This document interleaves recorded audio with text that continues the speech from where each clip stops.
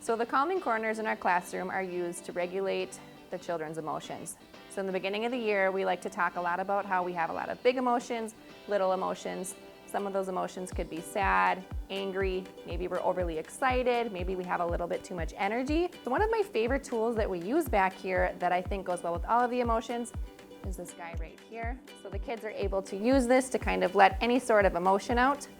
We also have things like calming bottles if the kids just need a little bit of time to relax. The calming corner is also used for test taking for kids who have test anxiety or need a smaller space to work where they feel like they're able to kind of fidget while they work.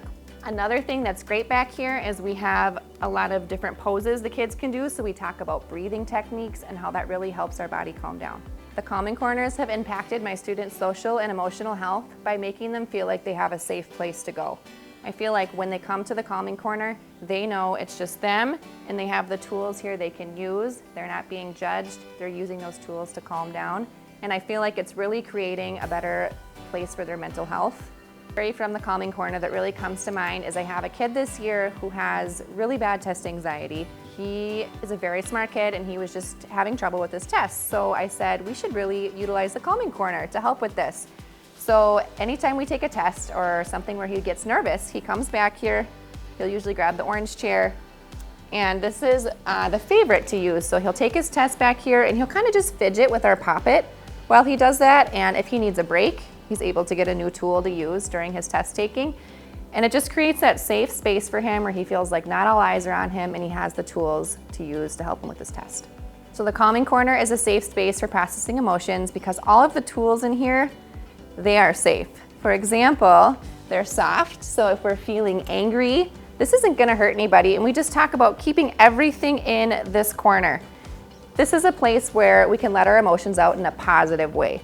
So the kids are able to play with toys, they're able to flick the toys if they're feeling anger. They're also able to color back here, and I feel like that's just a really safe way to calm down and kind of let your mind wander and reflect.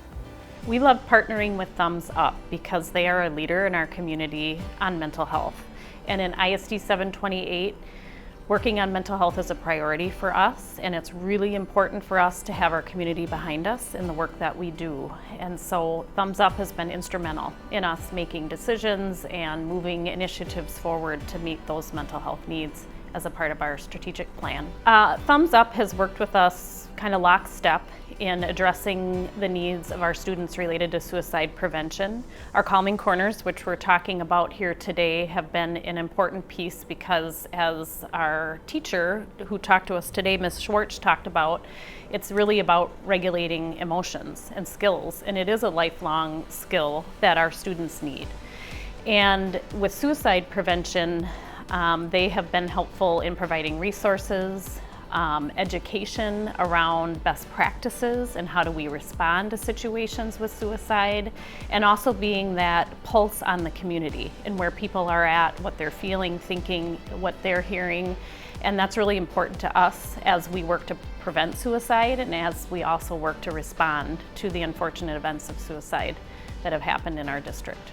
I hope that calming corners provide our kids a safe space to self-regulate. And Rachel touched on that a little bit in terms of what our initiatives with social emotional learning in the district. We've made it a priority.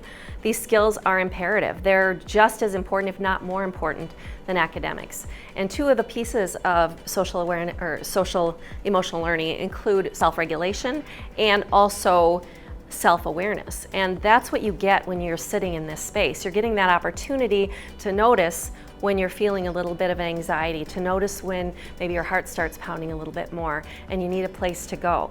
And so this space gives those kids that place without making them have to leave the room and lose that instruction time and be embarrassed by having to go somewhere else.